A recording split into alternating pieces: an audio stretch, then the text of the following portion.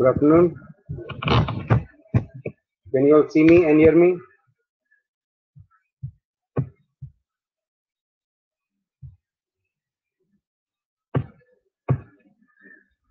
I'm getting the files. 1 minute.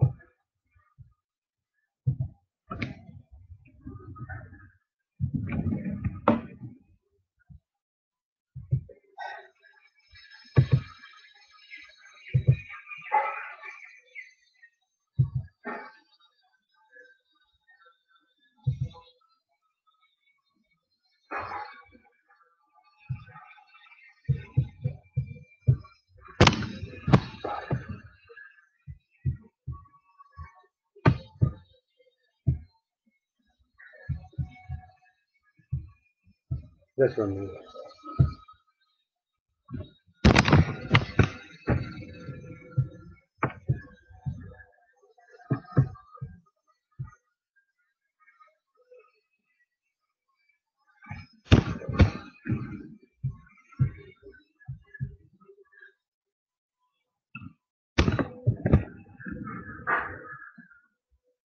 One minute, I'll answer your question, Ajinkya.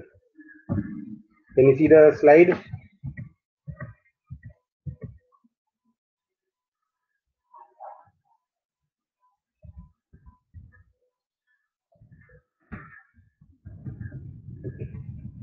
So first, you do not have to write down all the notes.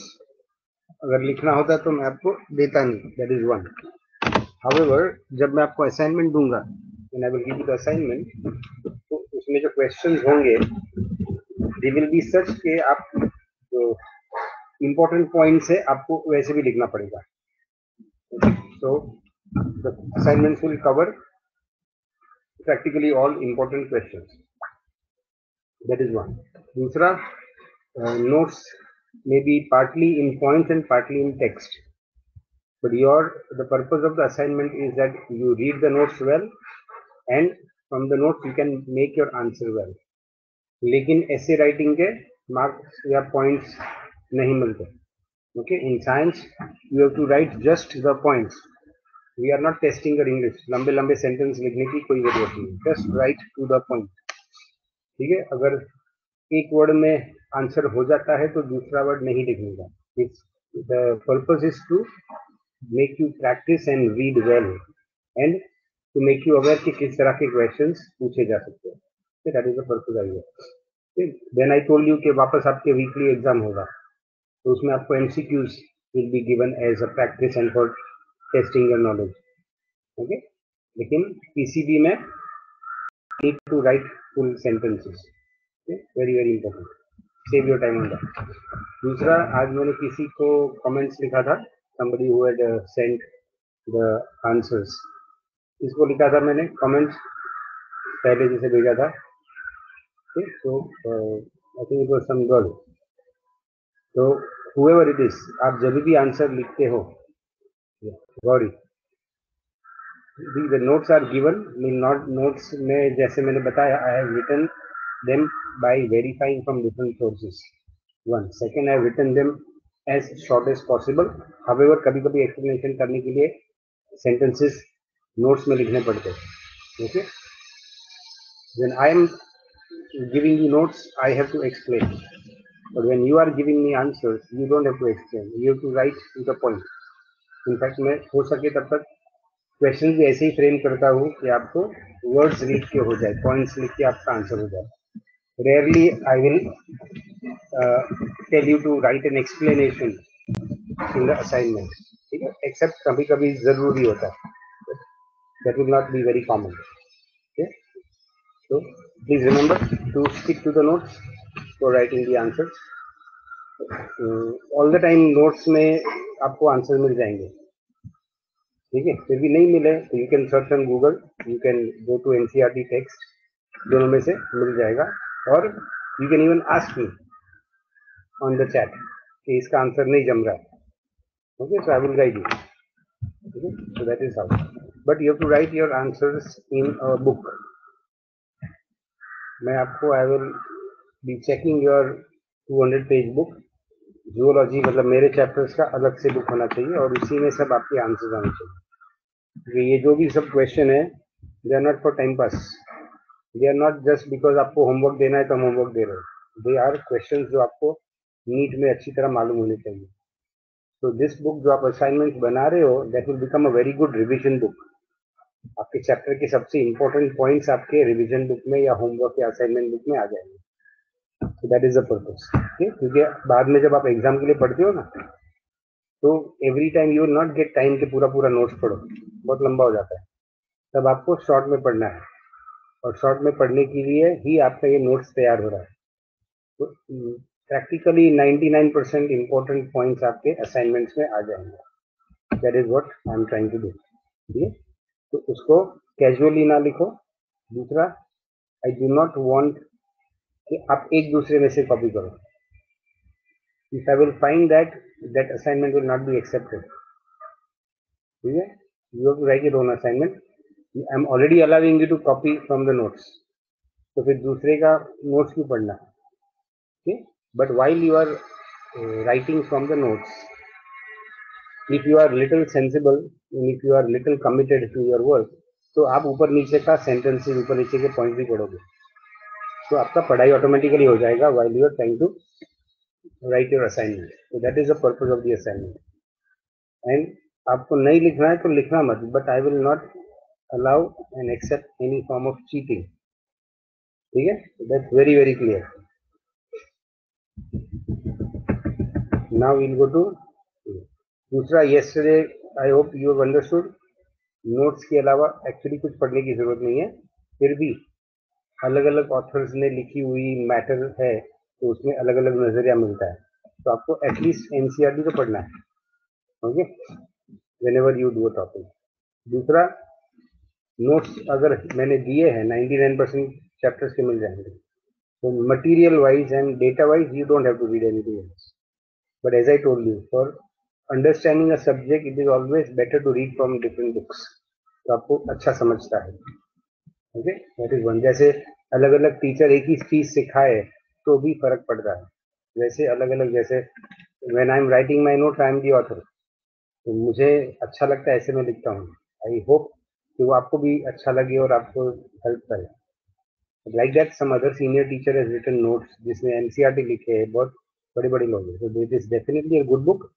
The only thing is के board exam के लिए फिर भी अच्छी है वो, लेकिन NEET exam के लिए जो एमसीक्यूज आते हैं उसके लिए पढ़ाई करना थोड़ा मुश्किल हो जाता है from NCERT. That does not mean that you can avoid reading NCERT, तो पढ़ना ही है।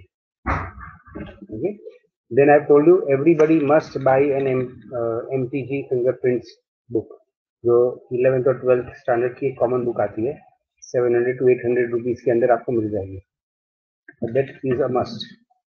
Then I told you Allen's के क्वेश्चन सॉल्व करने, but that you will solve when you do your next revision. अभी जब आप पहली बार चैप्टर कर रहे हो तो ये एनिमल किंगडम 1 महीना चलने वाला है, तो आप मेरे असाइनमेंट्स लिखोगे, उसके बाद वीकली टेस्ट दोगे, तो वो आपका रिवीजन होगा। और जब चैप्टर खत्म हो जाएगा तो हर एक चैप्टर में या 2 चैप्टर में एक कंबाइंड टेस्ट होगी बड़ी, फॉर 1 चैप्टर और 2 होल चैप्टर, मतलब 1-2 महीने का सिलेबस। दैट टाइम आपको एमटीजी पढ़ना पड़ेगा, और अगर आप टाइम निकाल सकते हो तो उस वक्त आपको एलन्स भी पढ़ना है। एलन्स अगर देखा है तो उसमें 4 सेट्स ऑफ क्वेश्चन होते हैं, 4 एक्सरसाइजेस। ओके, तो जब आप 11th में हो तो आपको एक्सरसाइज 1 and 2 करनी है, उसमें भी आपको 150-200 क्वेश्चन मिल जाएंगे। ओके, एंड जब आप 12th में रिवाइज करोगे ये सब, जब तक आप by 12th you will know all the chapters, तो आप इंफॉर्मेशन को रिलेट कर पाओगे। तब आपको डिफिकल्ट एक्सरसाइज करनी है, that is exercise 3 and 4 from Allen's. Okay, so there is a way, there is a system.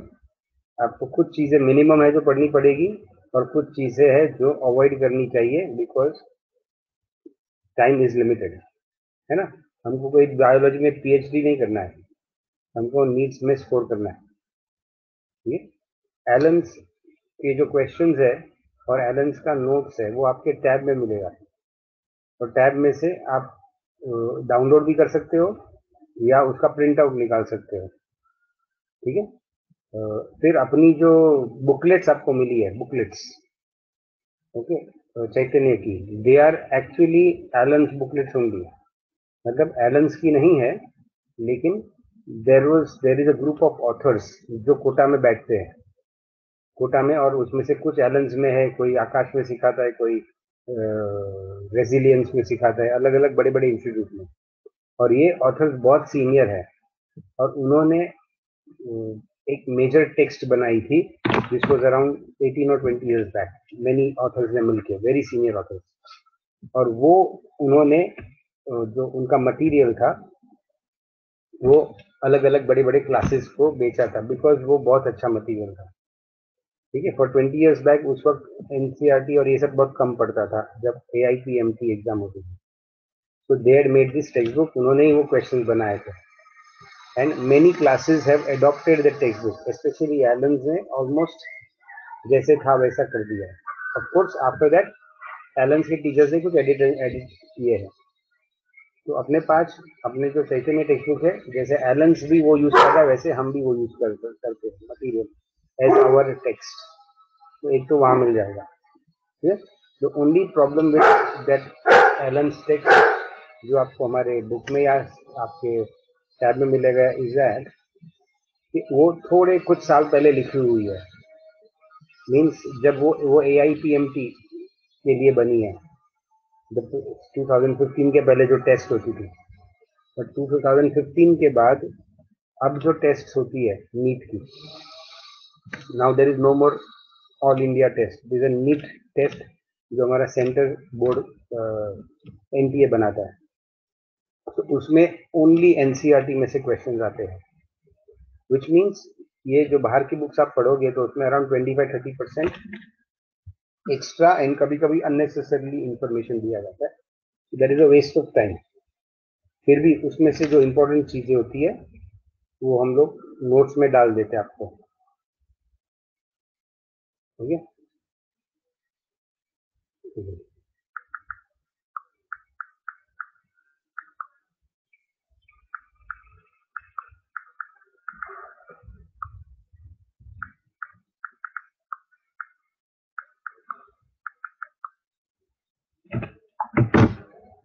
Okay, so that is what we do. तो आपको जब नोट्स बनाओगे, कोई भी टीचर आपको नोट्स अगर प्रॉपरली देता है तो वो इधर उधर सब पढ़ के ही देता है, and I also specifically do that, and I genuinely believe that अगर अच्छी नोट है तो आपका काम अच्छा हो जाता है, आपको पढ़ने में दिल भी करता है और आपको पढ़ने में मजा भी आता है। Not only that, it helps you to remember very well, point wise आपको नोट्स मिलेगी तो आप याद भी अच्छा रख पाओगे, so that is the purpose of these notes.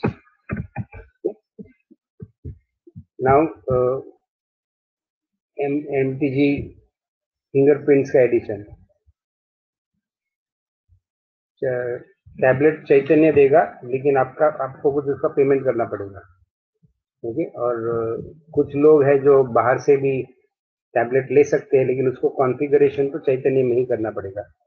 So if you will take from Chaitanya तो आपको कुछ डिस्काउंट में मिलता है, बिकॉज वो बल्क सेल होता है कंपेयर टू अगर आप बाहर से लोगे तो, ओके। और सेकेंड हैंड टैब या किसी एक्स स्टूडेंट का टैब वगैरह लेने को देखना मत, बिकॉज कॉन्फ़िगरेशन का खर्चा सबसे ज्यादा है। अगर आप टैब लेते हो तो वो कॉन्फ़िगरेशन फ्री में देता है चैतन्य, और अगर आप टैब नहीं लोगे तो कॉन्फ़िगरेशन का 5-7 हज़ार रुपये चार्ज करेगा, है नी। सो इट इज लॉजिकल कि आप चैतन्य में से ही करो, और उसमें आपका फायदा होगा क्योंकि आपको डिस्काउंट मिलेगा, ठीक है। प्लस चैतन्य में ये सब जो लेक्चर्स मैं ले रहा हूँ ये रिकॉर्ड हो रहा है अभी आपके टैब में, मतलब जो सैंपल टैब है आपके क्लास के लिए उसमें ऑलरेडी रिकॉर्ड हो रहा है। तो when you get the tab आप लेक्चर्स को बाद में रेफर भी कर सकते हो, लेक्चर को फास्ट फॉरवर्ड कर सकते हो, आप important part of the lecture कर सकते हो। तो टैब में बहुत सारे फायदे हैं, it is like your second teacher. Not only that, अगर आप रिक्वेस्ट करोगे तो दूसरे टीचर जो हम बायोलॉजी सिखाते चैतन्य में, जैसे अभी राकेश सर सिखाते फॉर एग्जाम्पल, तो उनका लेक्चर भी आप सुन सकते हो। जैसा as I told you, it is always good कि आप मोर देन वन टीचर या मोर देन वन ऑथर का लेक्चर सुनो या उसकी नोट्स देखो, it always helps. Okay, so you'll have multiple options and advantages when you are using the tab. ठीक है, so now can we start? और कोई क्वेश्चन? एडिशन ऐसे करो, 20 साल पहले वाला एडिशन लो, अच्छे था, चलेगा?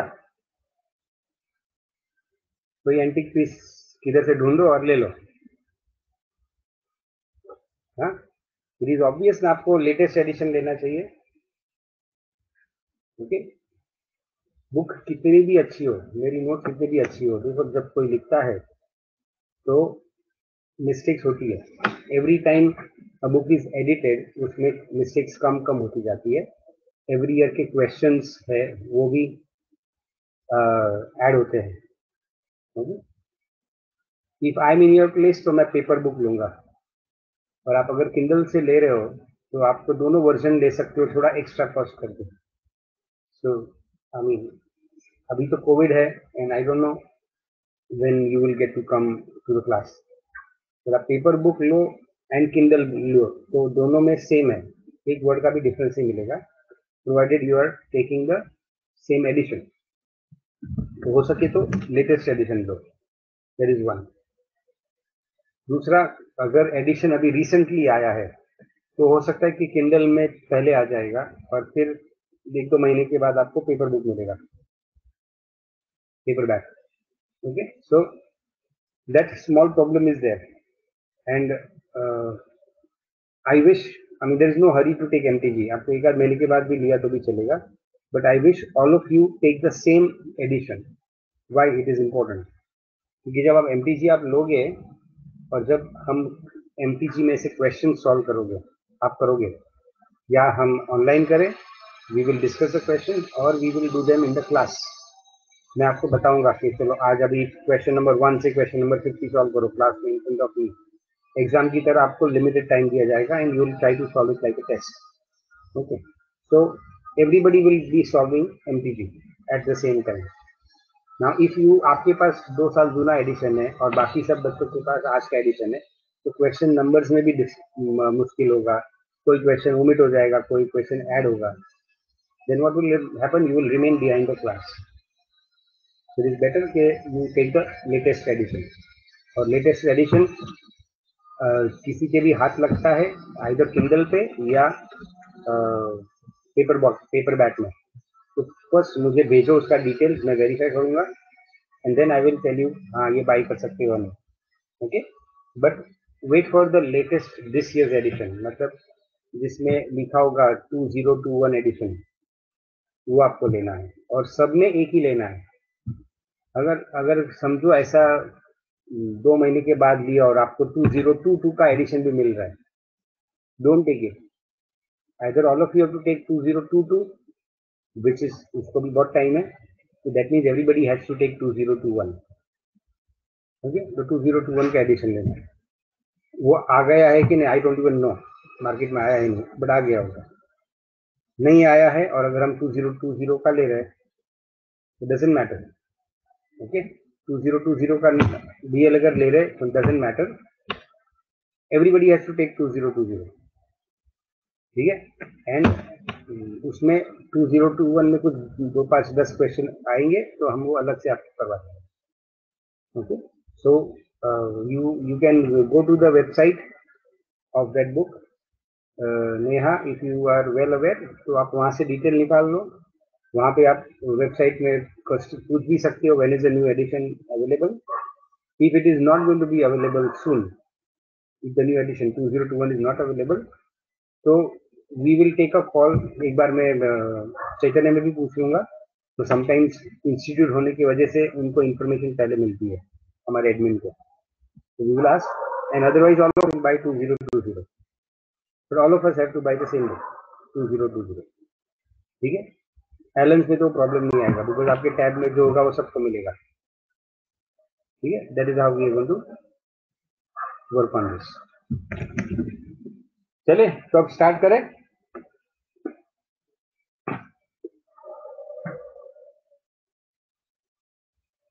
Any questions?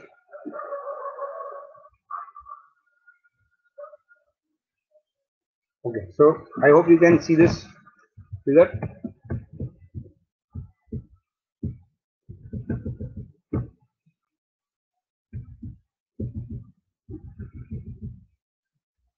I know the font size is small. I'll just help you 1 minute.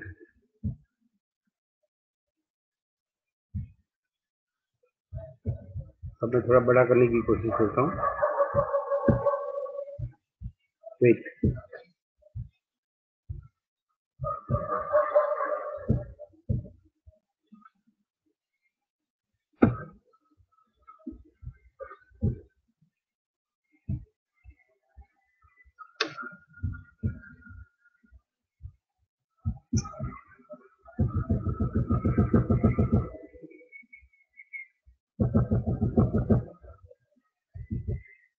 Okay, so we'll start with this important ये जो आपको बाय हार्ट होना चाहिए ये चार्ट या ये फिगर.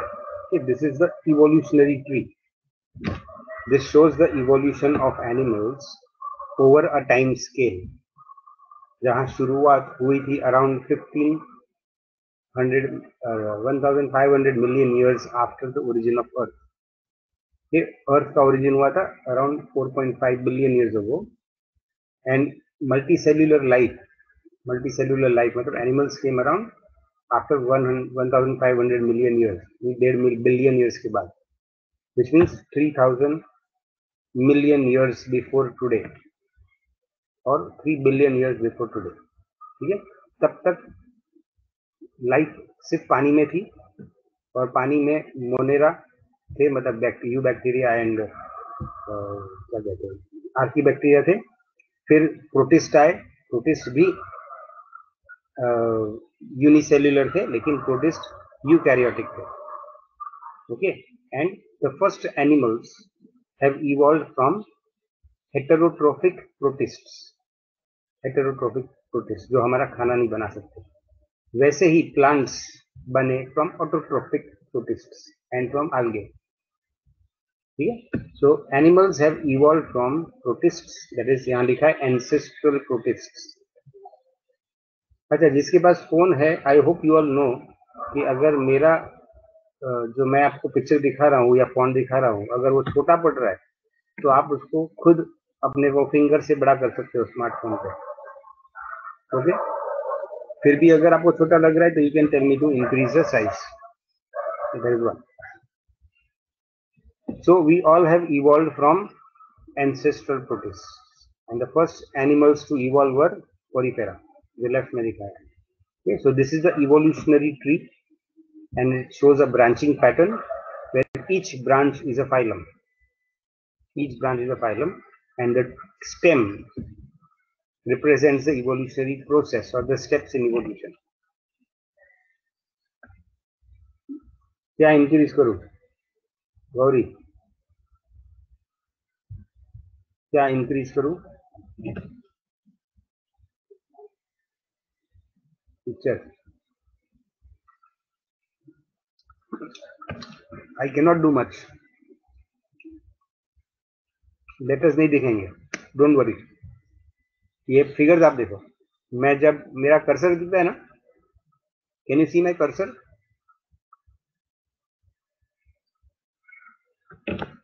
हाँ, तो मेरे कर्सर को फॉलो करो. ठीक है, तो वॉट एवर आई स्पीक वो आएगा. लेकिन अगर आप फोन से देख रहे हो तो ये प्रॉब्लम आएगा ही. Okay, so either you require a computer or you require a tab to see this, but don't worry, I will read out everything. तो नीचे दिखाया है paramecium and one flagellated protist, और नीचे लिखा है एंसेस्ट्रल प्रोटिस्टा, मतलब प्रोटिस्टा जो हमारे एंसेस्टर्स थे उसमें से पहला ब्रांच निकला लेफ्ट साइड में, दैट इज पॉलीफेरा और स्पॉन्जिस. ठीक है, फिर वी नो के other animals also evolved. So the next group of animals were the Cnidaria and the Ctenophores. इधर Ctenophores नहीं दिखाया है क्योंकि Cnidaria का सिस्टर ग्रुप है. ओके, लेकिन आप जब ड्रॉ करोगे आपको असाइनमेंट में ये फिगर मिलेगा. तो ये जो Cnidaria है ना, तो Cnidaria में से आपको और एक ब्रांच ड्रॉ करना है और उधर Ctenophora भी लिखना है. ठीक है, यहाँ पे नहीं है तो यहाँ पे आप Ctenophora भी लिखेंगे. So you see that Cnidaria and Dinophora ये sponges में से evolve नहीं हुए. They have not evolved from sponges. They have evolved from other protista. ये दिख रहा है?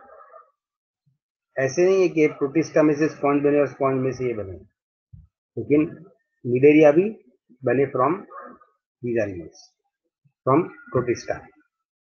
ओके, फिर कुछ इवॉल्व हुए and they became triploblastic animals. Triploblastic animals मतलब जिसमें 3 जर्म लेयर है, ये हम बाद में एक्सप्लेन करेंगे. Okay, till this time Cnidaria जो था that was radiata, मीन्स उसमें रेडियल सिमेट्री हुआ करती थी. Radial symmetry, they were roundish animals. लेकिन फिर बने एनिमल्स जो बायलैटरल हुए. बायलैटेरिया दिखाई लिखा हुआ है, बायलैटेरियंस. एंड दे वर ट्रिप्लोब्लास्टिक, उनको 3 जर्म लेयर्स थे. ठीक है, तो यहां तक जो ट्रिप्लोब्लास्टिक एनिमल्स बने वो भी इसमें से बने. बट आफ्टर दिस जो इवोल्यूशन हुआ, that happen from all triploblastic animals. मतलब हम ये नहीं बोल सकते कि प्रोटिस्टा में से ये शार्क बना या प्रोटिस्टा में से निमेटोड बना. प्रोटिस्टा में से बना स्पॉन्जिस, प्रोटिस्टा में से बने ये कुछ निडेरियंस, और प्रोटिस्टा में से बने triploblastic and bilateral ancestors of all animals. और फिर वो एंसेस्टर्स में से बाकी के एनिमल्स बने, उनमें से इवॉल्व हुए. जैसे कुछ बने प्लेटीहेलमिन्थस लेफ्ट साइड में. ओके, कुछ बने नीमहेलमिन्थस और nematodes, round worms. Then some became, आप फॉलो करो, they became Annelida. Annelida, Mollusca and arthropoda. लेकिन बिफोर बिकमिंग दीज एनिमल्स उनके बॉडी में एक कैविटी बन गई थी, that is called coelom. So all animals above this level are called coelomates. I'll tell you what is a coelom. ठीक है, अभी हम क्या कर रहे हैं, ये कैसे पढ़ना और ये फिगर को कैसे इंटरप्रेट करना. ठीक है, तो क्या हुआ, प्रोटिस्टा में से स्पॉन्जेस बने, प्रोटिस्टा में से निडेरिया बने, और प्रोटिस्टा में से कुछ ट्रिप्लोब्लास्टिक एनिमल के एंसेस्टर्स बने. वो एंसेस्टर्स मॉडिफाई होके उसमें से कुछ क्या कहते हैं, प्लेटीहेलमिन्थस बने, कुछ निमेटोड्स बने. लेकिन कुछ एनिमल्स में बॉडी कैविटी या सीलोम बन गया, और बाकी के एनिमल्स ऊपर जो हुए evolve, all of them were coelomates. तो उसमें है आपका एनिलिडा, मोलस्का और आर्थ्रोपोडा. लेकिन ये सीलोमेट्स जो है 3, they are protostomes. Will I explain what it means. But the other coelomates were deuterostomes. I know you cannot understand these words. I'm just telling you how to read the chart. Okay, तो coelomate animals में 2 group बने, कुछ protostomes बने और कुछ deuterostomes बने. इसका मतलब क्या है मैं आगे समझाऊंगा. और फिर प्रोटोस्टोम्स थे मोलस्क, एनिलिडा और आर्थ्रोपोडा, और ड्यूटेरोस्टोम्स में आया इथेनोडर्म. इधर एक छोटा ब्रांच आपको दिखाना है, छोटा branch, and that is hemichordata, जो यहाँ नहीं दिखाया है. Okay, and the other group of animals जो deuterostomes में से बने, they were chordates. chordates में यहाँ पे fish दिखाया है, but you know chordates में terrestrial animals like amphibians, reptiles, birds and mammals भी आते हैं. तो आपको यहाँ पे आगे जाके chordates लिखा है ना, उधर डैश करके आपने लिखना है. क्या, जैसे मैंने ये लिखा है ना, आपके फिगर में लिखोगे फिश प्लस टेट्रापोड्स, और टेट्रापोड्स में ब्रैकेट लिखोगे. टेट्रापोड्स कौन है, amphibians, terrace, reptiles, birds and mammals. ठीक है, एंड डोंट टेल मी कि आपने लिखा नहीं इसलिए हमको याद नहीं रहा. ये आप लोग सब लोग ने मेरे पहले किया है, 9th और 10th में अच्छी तरह पढ़ा है. So this is how we are going to read the book. जब आप ये फिगर बनाओगे ना असाइनमेंट में, तो पूरे पेज में बनाना है आपको, A4 साइज के पेज में. आपको फिगर्स ड्रॉ नहीं करने, लेकिन ये जो कलर का डिवीजन दिया है वहां पे आपको लाइंस ड्रॉ करनी है. एंड ये ट्री आप सेंटर में ड्रॉ करोगे पेज में, and you make small branches. Okay, you can do the branches, call them in the centre, और साइड में आप ये सब नाम लिखोगे. Okay, that is how you going to do it. But please do not draw the figures. ये animal का figure draw करने की जरूरत नहीं है. We do not have a drawing exam. Okay, so this is called the evolutionary tree. You can zoom the image after saving.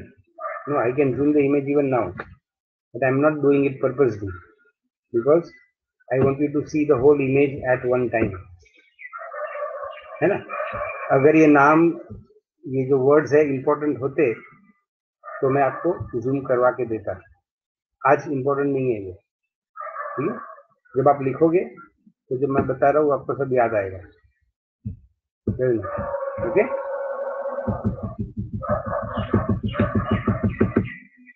now we are coming to the topic of classifying animals. यहाँ पे हमने evolution of animals देखा, और ये जो branches है they are called taxa और groups. Groups means we are already classifying the animals into different groups, and वो groups को हम बोलते हैं phyla. And ये जो words है यहाँ पे लिखे हैं they are the different characters जो अलग अलग animals में evolve हुए, जिसकी वजह से animals भी evolve हुए. Okay, so in evolution there were some changes.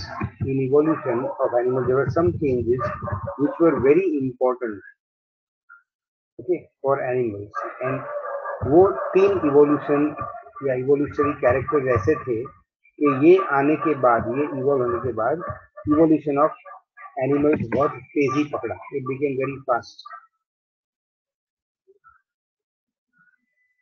ये कुत्तों वाला आवाज डिस्टर्ब कर रहा है या और कोई आवाज है? डॉग्स और द अदर साउंड. या ओके, लेट्स होप. मैंने मैसेज भेजा है कुत्तों को आवाज कम करने के लिए.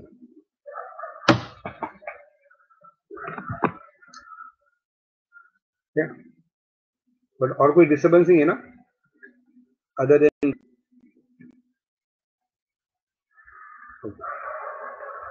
ओके, सो लेट्स होप आप ये चुप हो जाएंगे.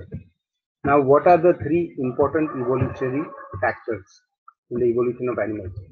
One is formation of tissues. Okay, second is bilateral symmetry. आप देखोगे यहाँ पे ये ट्री में, तो शुरुआत में एनिमल्स ये जैसे स्पॉन्ज है वो एसिमेट्रिकल था. उसके बाद एनिमल्स आए जो रेडियली सिमेट्रिकल बने, रेडिएटा, और उसके बाद एनिमल्स बने जो बायलैटरल सिमेट्रिकल थे. ओके, सो इसके बाद इफ यू सी, ये पॉइंट के बाद बहुत सारे एनिमल्स विकसित हुए या इवॉल्व हुए. After they became triploblastic. So this is called an evolutionary turning point or a key transition in the evolution of animals to become triploblastic and to become bilateral.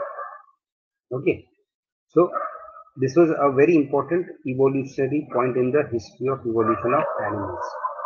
वैसे ही next evolutionary point आप देखोगे is the development of a coelom or a body cavity. ये body cavity बना, उसके बाद आपके सब advanced animals बना. जब तक बॉडी कैविटी नहीं था तब तक एनिमल्स ये कीड़े जैसे थे. कीड़े नहीं, worms, nematodes, platyhelminthes, jellyfish, they are all primitive animals. But after the development of the body cavity or the coelom, then you get the advanced animals. और advanced animals कौन से हैं? Mollusks, Annelida, Arthropoda, Echinoderms. यहाँ और एक रह गया है जो Hemichordata and Chordates. Okay, so these are the important evolutionary points. One is development of triploblast nature, and other is coelomates. And the third important thing, मतलब जो सबसे पहले हुआ था, that is tissue level of organization. तो आप ये देखोगे tissue level of organization, the only animal which is below this level is porifera. तो शुरुआत में जब porifera बना, इसके बाद बहुत सालों तक, मिलियन लैक्स ऑफ ईयर्स तक कुछ इवोल्यूशन नहीं हुआ था ज्यादा. लेकिन उसके बाद जब टिश्यूज बनने लगे तो फिर एनिमल्स अच्छा इवॉल्व होने लगे। ओके, तो ये आप जब पढ़ोगे ना, हर एक पॉइंट पे हमारा एक एक पैराग्राफ रहेगा, और वो पैराग्राफ जब आप पढ़ोगे and then you will refer back to this figure and then you will understand the importance and value of this thing. ठीक है, सो ये आपको ड्रॉ करना है फिगर, आर्टिस्टिक नहीं बनाना है लेकिन नीट एंड टाइडी बनाना है। और ये एनिमल्स के पिक्चर्स ड्रॉ करने की जरूरत नहीं है, you right the names only. So the key transition in the evolution of animals were formation of tissue, ये जो लिखा है tissue level of organization, फिर development of bilateral symmetry or the three germ layers, and development of the coelom of the body cavity। Okay, अब ये सब चीजें क्या है हम आगे देखेंगे एक्सप्लेनेशन में। Okay, so now we are going to start this topic, theory of this basis of classification। मतलब ये कौन से मुद्दे हैं या कौन से कैरेक्टर्स है जिसके बेसिस पे एनिमल्स को अलग अलग ग्रुप में डिवाइड किया गया है या क्लासिफाई किया गया है। Okay? The purpose of classification is that when we are discussing animals, we are trying to understand them or even learn and teach them, then we should be able to communicate information about different animals in short। जैसे मैं आपको अगर Porifera बोलूं, तो ऐसा नहीं कि हर वक्त मुझे आपको पॉरीफेरा के सब कैरेक्टरिस्टिक्स बताने पड़े, लेकिन अगर कोई एनिमल है और उसमें कुछ कैरेक्टरिस्टिक्स है जो पॉरीफेरा है, तो the moment I tell you कि दिस इज पॉरीफेरा, तो आपके दिमाग में एक आइडिया आ जाता है कि okay animal must be like this, या उसमें ये कैरेक्टरिस्टिक्स हैं। Okay, so classification helps you to identify, understand, and communicate information about animals to each other, so that learning, the process of learning becomes faster। ठीक है, तो अब before we start I will take a break, you will also take a break, और हम मिलेंगे 3:50 को। अभी मेरे इसमें 3:45 हुआ है, we will start the actual topic at 3:50 okay, take a break for some time.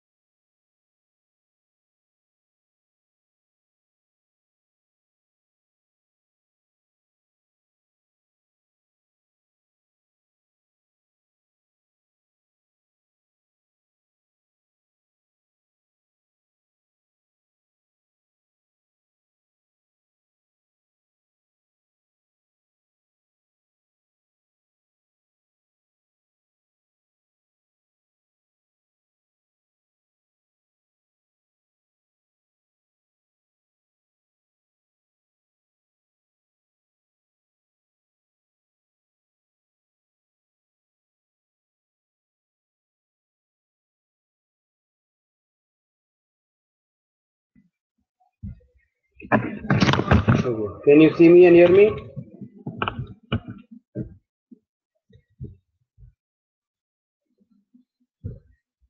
Can you see me and okay. Slide दिख रहा है? Can you see the slide also? Okay. So now pay attention.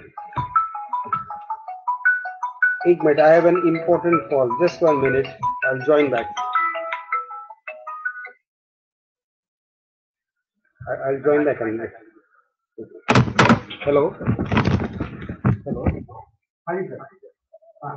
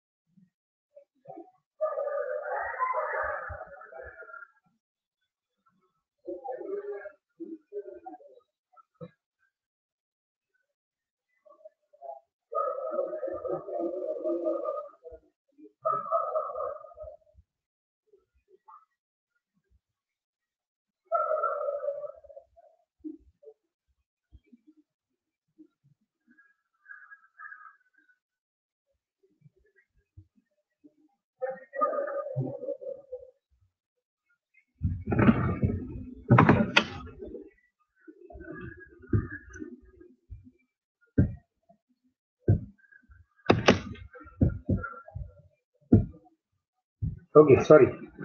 I had a very urgent issue, income tax का problem था. So my CA के साथ बात करना पड़ा. Okay, so I hope you can read me, see me, hear me, and you can see the file also. ठीक है, अभी हम क्या कर रहे हैं? We are doing the basis of classification. जो ऊपर हमने अलग-अलग point discuss किए, उसको अब हम understand करेंगे detail में. Okay? And based on those different characteristics हम देखेंगे कि कैसे हम एनिमल्स को अलग अलग ग्रुप में क्लासिफाई कर सकते हैं. ठीक है. Now there is a difference in the structure and form of different animals. ठीक है. हर एक एनिमल थोड़ा अलग होता है स्ट्रक्चर में, फॉर्म में. I will zoom 1 minute. अभी मैं जूम कर सकता हूँ 1 minute.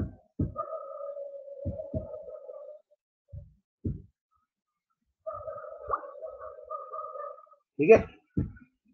I think I can zoom so much.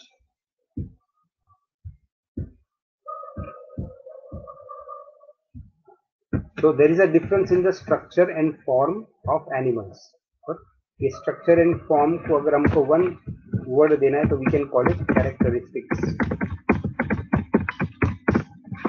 तो अलग अलग एनिमल्स अलग होते हैं. ओके. और लेकिन हर एक एनिमल कुछ फंडामेंटल कैरेक्टरिस्टिक्स सेम होते हैं जिसकी वजह से हम उनको एनिमल्स बोलते हैं. ठीक. तो वो फंडामेंटल कैरेक्टरिस्टिक्स ऑफ एनिमल्स कौन से? तो फर्स्ट पेज पे आप थे मल्टी सेल्यूलर, माइटोकॉन्ड्रिया, हेटेरोट्रोपिक, कंज्यूमर, वो सब दे आर द फंडामेंटल. तो सम फीचर्स आर कॉमन, लेकिन उसके बावजूद there are certain other features which are different. तो बेस्ड ऑन द डिफरेंसेस अब हम उनको क्लासिफाई करते हैं. इवोल्यूशन राइज टू, ये जीआरटी मतलब gives rise to different structure and function of animal species. Evolution में एक दूसरे के साथ कंपटीशन की वजह से, एक दूसरे से बेहतर बनने के चक्कर में, सर्वाइवल के लिए और कंपटीशन की वजह से एनिमल्स में अलग अलग कैरेक्टरिस्टिक्स डेवलप या इवॉल्व होते गए. ओके. और ये evolutionary features, these evolutionary features help to classify animals into different groups और फाइला. ओके. तो इवोल्यूशन करने के चक्कर में जो अलग अलग फीचर्स आए एनिमल्स में, ये अलग अलग फीचर्स हम पिकअप करके we are going to classify the animals into different groups. Okay. तो पहला जो फीचर हम स्टडी करेंगे दैट इज द एम्ब्रियोनिक और द प्राइमरी जर्म लेयर्स. मतलब जब उनका एम्ब्रियो एनिमल्स का डेवलप होता है तो एम्ब्रियो में भी कुछ फर्क होता है. सो शुरुआत इवन बिफोर बर्थ एम्ब्रियो में भी जो डिफरेंसेस है उसके हिसाब से भी हम एनिमल्स को क्लासिफाई कर सकते हैं. Just one minute.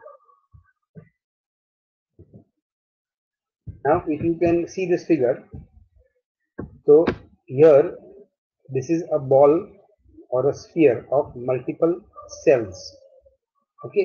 ये जो दिखाया है यहाँ development of a human embryo दिखाया है. ओके. और ह्यूमन एम्ब्रियो में ये जो डे 4 दिखाया है that is a group of cells जहां पे there are almost 16 different cells, 16. And that stage in the development of an embryo is called a morula. Morula मतलब मलबेरी. मलबेरी मतलब शेतूर, वो जो स्ट्रॉबेरी और मलबेरी महाबलेश्वर में मिलता है ना वो. तो इट लुक्स लाइक अ ये, क्योंकि यूट्रस में होता है जब मदर के, तो वो it is pretty bloody, red red दिखता है. इसके ऐसा पीला और गोल्डन नहीं दिखता. Okay. So it is a ball of around 16 cells and that is called a morula. उसके पहले 16 के पहले 8 सेल्स होता है, 8 सेल्स के पहले 4 होता है, उसके पहले 2 और उसके पहले एक सिंगल सेल जाइगोट होता है. ओके. तो जब फर्टिलाइजेशन होता है तो it starts with a single cell zygote which is a diploid cell. और diploid cell will divide into 2 by mitosis. It will become 2 cell, then 4 cell, then 8 cell and then 16 cell जब बनेगा वो यहाँ दिखाया है. And that 16-celled embryo is called a morula. कुछ books में आप देखोगे 8 to 16 cells में भी उसका morula बोलते हैं. Okay, and morula means like a berry. Later on, when it further divides, when it continues to divide, by the time it has 32 cells, by the time it has got 32 cells, तो ये वाले जो cell है morula वाले वो differentiate करते हैं. मतलब एक टाइप के सब सेल्स होते हैं, उसके बदले now they become 2 types. One group of cells उसके पेरीफेरी में जाके बैठ जाता है, पेरीफेरी में, and the other group of cells stage in the centre and they get pushed to one side, एक तरफ पे चले जाते हैं. That is called to one pole of the whole sphere. Now this starts happening, ये तब होता है जब वो मिनिमम 32 सेल स्टेज पे होता है, और उसको बोलते हैं blastocyst. That stage is called a blastocyst. However blastocyst के दो स्टेजेस है. One is an early blastocyst and one is a late blastocyst. तो पहले हम अर्ली ब्लास्टोसिस्ट स्टडी कर रहे हैं. In that what happens? The embryo divides from the 16 cell stage, that is morula, to a 32 cell stage, that is a blastocyst. In the early blastocyst, the cells have differentiated into two types. One is the outer layer of cells and one is the inner layer of cells. Okay, the outer layer of cells is called the trophoblast cells. TROPHOBLAST, trophoblast जो नीचे लिखा है. ट्रोफोस, ट्रोफस मतलब food या खाना, and blast मतलब cells जो ये डेवलपिंग एम्ब्रियो को फूड सप्लाई करेंगे या न्यूट्रिशन का काम करेंगे. Okay, and the inner group of cells is called the inner cell mass. Inner cell mass, the inner cell mass. Okay, now आगे जाके जो हम आप बनेंगे, एम्ब्रियो बड़ा होगा, उसका फीटस बनेगा, इन्फेंट बनेगा, एडल्ट बनेगा, इंसान जो बनेगा, that will be formed only from the cells of the inner cell mass. And throughout pregnancy, ये जो बाहर के जो trophoblast cells है, they will further modify, but they will only act as the protective and the nutritive layer. हम जो बनते हैं, मतलब हमारा फीटस बनता है, वो ये सेल्स में से नहीं बनता, वो बनता है only from the cells of the inner cell mass. Okay, so that is an early trophoblast. Now in the late trophoblast क्या होता है, जो inner cell mass होता है वो और भी multiply करते हैं, and they get arranged in two layers. They get arranged in two layers. The upper is called the epiblast or the ectodermal layer, and the lower layer is called the hypoblast or the endodermal layer. मतलब ये सारे cells जो है, they multiply by this time and they will get arranged into two layers. जब ये दो layer में बनता है, then we say that this is in the stage of a diploblast, मतलब two layers of cells. Okay, and this is called the late blastocyst. अब ये blastocyst का नाम क्यों पड़ा? Because ये जो कैविटी बनती है, जब इनर सेल मास है वो एक तरफ चला जाता है, तो बीच में कुछ जगह रुकती है, बनती है, and that जगह is called the blastocyst cavity or the blastocele. Blastocyst cavity or the blastocele. जब इसमें कैविटी बन जाती है, that time we say that this is the blastocyst or the blastula. Okay, वैसे ही लेट में भी ये ब्लास्टोसील कैविटी है, उसको अलग नाम दिया है, I will tell you why. Okay, ये भी ब्लास्टोसील कैविटी है, but now in the late blastula or the blastocyst, the inner cell mass or the cells of the inner cell mass, they have divided into two cells, दो layers बन गए. Okay, so this is called a late blastula. Okay, इसके अलावा आप और भी changes देख रहे हो एम्ब्रियो में.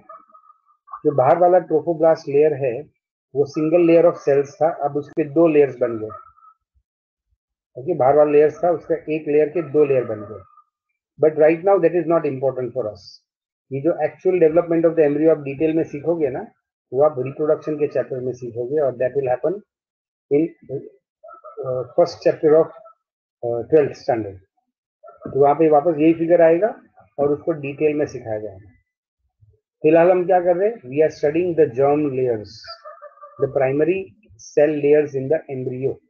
तो हमने क्या देखा, पहले तो लेयर्स नहीं था, एक बॉल ऑफ सेल्स था, उसके बाद ये इनर सेल मास बना, और पहली बार उसमें एम्ब्रियो में दो लेयर्स ऑफ सेल्स बने, द एक्टोडर्म और the epiblast and the endoderm और द हाइपोब्लास्ट.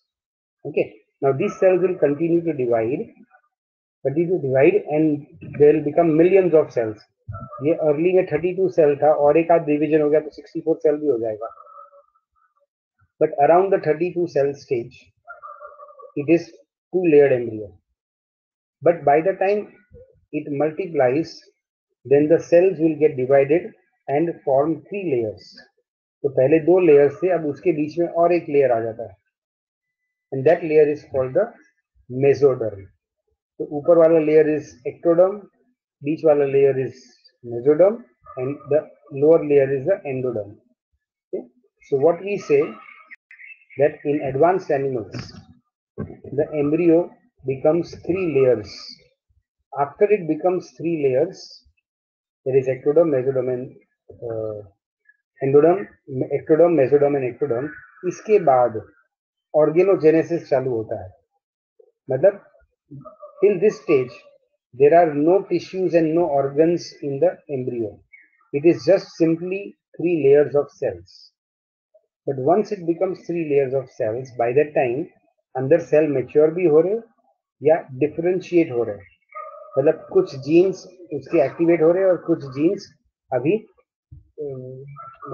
क्वाइट हो जाते हैं. Now why what I mean by genes becoming quiet and genes becoming activated? Okay, now when we were in the inner cell mass, we said the cells are undifferentiated, all of them are same. Okay, अभी सभी में वही DNA है और सभी में वही jeans है. However, when it comes to the two layer stage, तो आप देखो कि ऊपर वाले सेल्स अलग हो जाते हैं और नीचे वाले सेल्स अलग हो जाते हैं. मतलब ओरिजिनल जो सेल्स थे उसमें ऊपर वाले समझो ये ब्लू वाला कलर एक्टिवेशन हो गया, ब्लू वाला जीन एक्टिवेट हो गया, और नीचे वाले में येलो वाला जीन एक्टिवेट हो गया. ठीक है, लेकिन उसके पहले जो ये ऑरेंज कलर देने के लिए जो जीन्स था वो चुप हो गया. अब वो ऑरेंज कलर प्रोड्यूस नहीं कर रहा है, बल्कि वो दूसरे जीन्स को एक्टिवेट होने दिया, which will make a blue layer of cells and a yellow layer of cells. Okay, now when you go to the third layer, तो जो अपर लेयर था वैसे ही रहा, लोअर लेयर था वैसे ही रहा, लेकिन एक थर्ड लेयर आ गया. And this comes from where, ये जो ऊपर वाले लेयर्स के सेल्स है एक्टोडर्म के, उसी के कुछ सेल्स नीचे माइग्रेट होते हैं and they make the third layer. तो थर्ड लेयर बनने के लिए again some new genes will have to get activated. तो वो अलग प्रोटीन्स बनाएंगे और वो कुछ सेल्स है वो अलग टाइप के सेल्स बनेंगे. तो जो ऊपर वाले एक्टोडर्म सेल्स थे उसी में से कुछ सेल्स बन जाते हैं मेसोडर्मल सेल्स, और नीचे वाला एंडोडर्म है वो ऐसे ही रहता है. So whenever the embryo is developing, from time to time you will see that certain genes will get activated and certain genes will become quiet, and that allows the development through the different stages.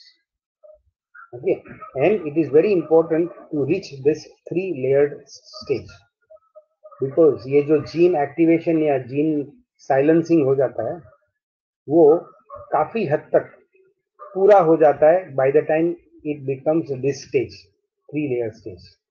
और ये 3 layer stage का नाम है gastrula. के पहले नाम क्या था? Morula. 8 to 16 layer. Then this 32 layer stage, early and late blastocyst, we call it blastocyst. अब it has become a 3 layered embryo and it is called a gastrula. Once it becomes a 3 layer embryo, तो ये यहाँ पे 36 या 64 sales नहीं, लेकिन यहाँ actually millions of sales है, क्योंकि ये काफी मल्टीप्लाई होते हैं. But by this time the individual cells have differentiated so much, उसमें अलग अलग जीन्स एक्टिवेट हो चुके हैं, मतलब अलग अलग सेल्स में अलग अलग जीन एक्टिवेट हो चुके हैं, so that one of the cells may become your heart, the other cells will multiply and maybe become your muscles, some cells will multiply and make your kidneys. It means by this stage हर एक cell में gene activation इस तरह से हो गया है कि अब उसको पता है उसको आगे जाके क्या बनना है. okay? So they have already started differentiating, and we say that the fate of the embryonic cells is sealed. अब इन्हीं सेल्स में से हमारे बॉडी के सभी टिश्यूज, सभी ऑर्गन्स और सभी ऑर्गन सिस्टम्स बने. आप कोई भी एक सेल उठा सकते हो, समझो आपने ये वाला सेल उठाया, बीच वाला, और उसके जीन्स स्टडी किए, एक्टिवेट कौन से हो गए, उसमें कौन से प्रोटीन्स बन रहे हैं, बनना चालू हो गए, तो आपको पता चलेगा कि मे बी ये सेल में वो प्रोटीन्स बनने लगे जो हमारे हार्ट के मसल्स में जरूरी है. अब दूसरा कोई आप सेल उठा लोगे समझो, तो पता चलेगा कि इसमें इस तरह के जीन्स एक्टिवेट हुए और ऐसे प्रोटीन्स बनने लगे जो हमारे न्यूरॉन्स में मिलते हैं. सो वी नो कि बाय दिस टाइम ये न्यूरॉन दिखता तो नहीं है, न्यूरॉन बन तो नहीं गया है, लेकिन उसमें तैयारी होने लगी है न्यूरॉन बनने के लिए. It is ready to differentiate into a different cell type और अ टिश्यू और एन ऑर्गन.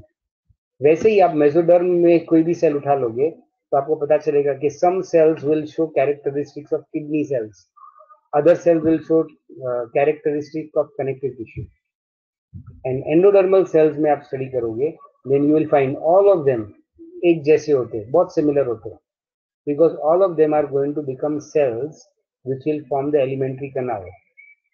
आगे जाके alimentary canal बनाने वाले हैं. तो ये क्या कहते हैं हम? now the cells have differentiated and each cell knows कि आगे जाके उसको क्या बनना है. So we say that the fate of individual cells in the embryo is sealed. उसका फ्यूचर तय हो चुका है.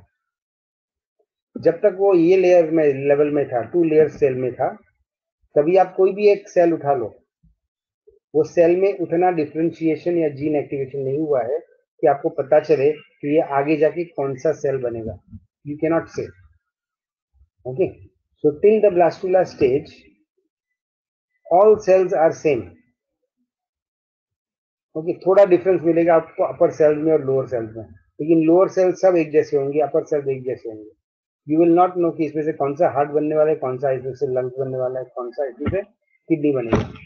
But by the time you reach the 3-layered stage, enough genes are activated, enough proteins are produced, and you can study and you can say that now कौन सा cell क्या बनेगा. So this stage is called a gastrula, and the process of converting a blastula to gastrula is called gastrulation. तो gastrulation के बाद हम तय कर सकते हैं कि कौन सा सेल आगे जाके क्या बनेगा. And in fact immediately after this cell the rate of multiplication ये cells का इतना बढ़ जाता है कि then new tissues and organs will actually start forming.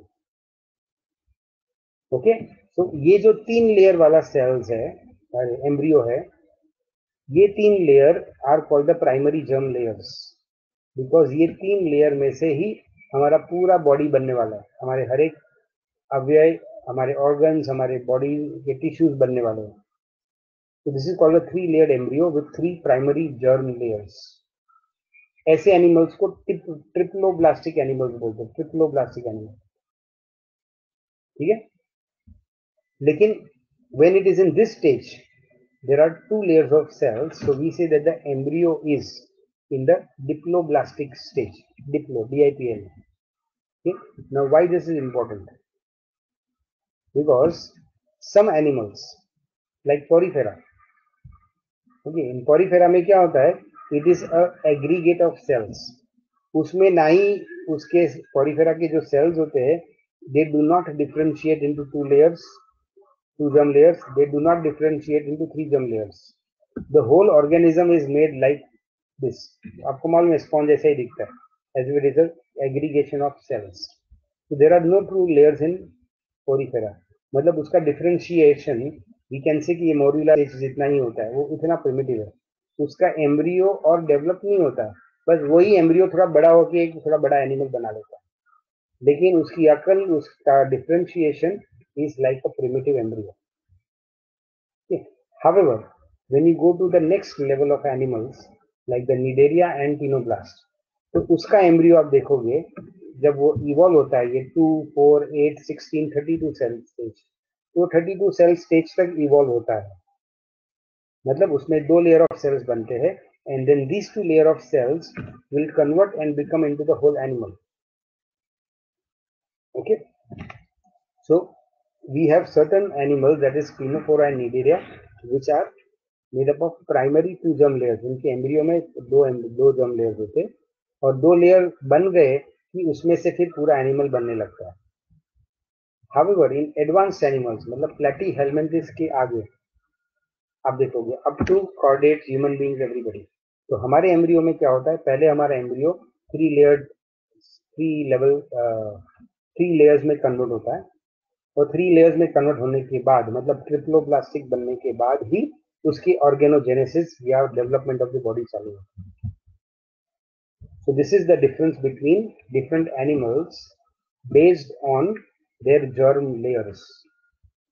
Okay, so Porifera mein there are no true germ layers. In Cnidaria and Enophora there are two germ layers, so they are diploblastic animals. And in all animals above Platyhelminthes there are three germ layers in the embryo. That is why they are called triploblastic animals. ठीक है, अब ये हम इसका theory पढ़ेंगे.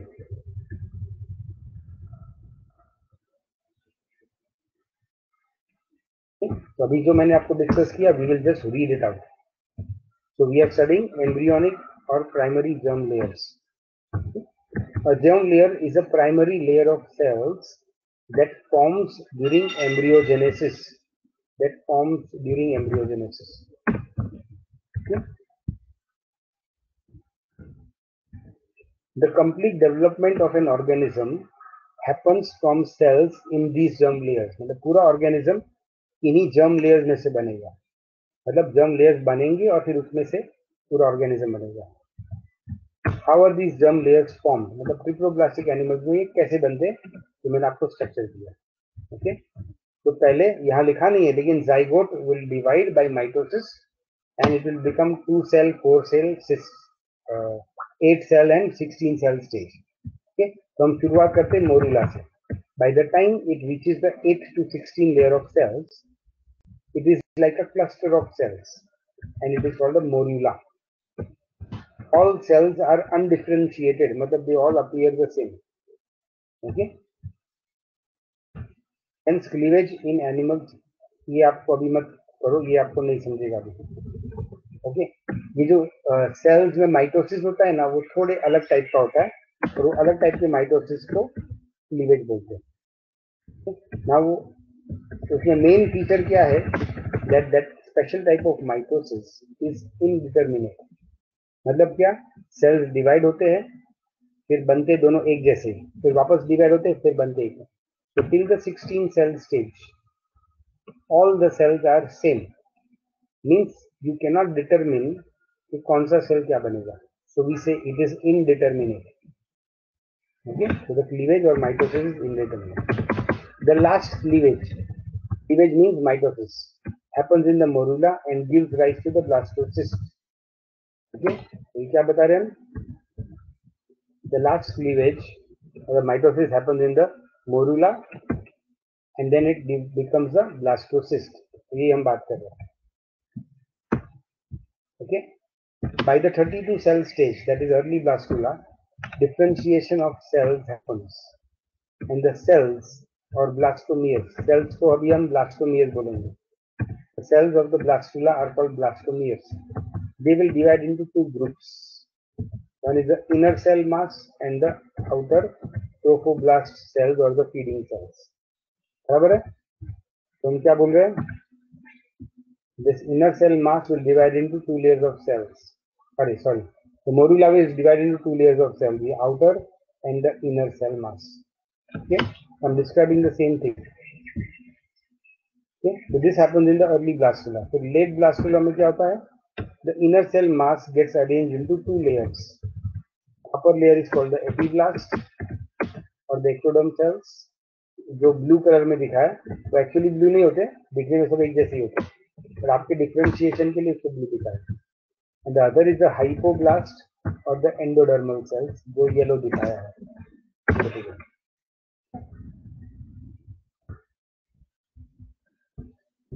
Two layers are formed in the developing embryo. Embryo में दो layer बनते हैं. Okay, but the trophoblast cells are only nutritive cells. जो बाहर वाले cells है, they do not participate in development of the embryo. वो सिर्फ न्यूट्रिशन प्रोवाइड करेंगे. ओके, जैसे आप देखते हो डेवलपिंग सीड में क्या होता है, डेवलपिंग सीड में कौन सा टिश्यू है जो न्यूट्रिशन प्रोवाइड करता है, वो ग्रोइंग एम्ब्रियो को. सीड में, प्लांट के सीड में, how do the early germinating seeds get nourishment? Time हो गया. ओके, पर ये मुझे आंसर दो, क्योंकि इसके बाद ये मैं आपको नोट भेज रहा हूँ.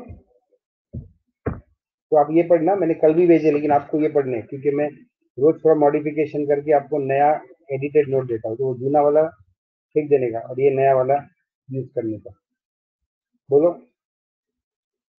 कौन सा टिश्यू है जो डेवलपिंग या जर्मिनेटिंग सीड्स को नरिशमेंट प्रोवाइड करता है? ओके नहीं, जवाब दो। कौन सा टिश्यू है या कौन सा स्ट्रक्चर है जो जर्मिनेटिंग सीड्स को न्यूट्रिशन प्रोवाइड करता है? It's the word start from the letter, अरे सीड को, बच्चे को नहीं, ह्यूमन बच्चे को नहीं, ह्यूमन बच्चे को प्लाजेंटा है, तो वैसे प्लाजेंटा का काम है नरिशमेंट प्रोवाइड करने का। कौन सा टिश्यू है?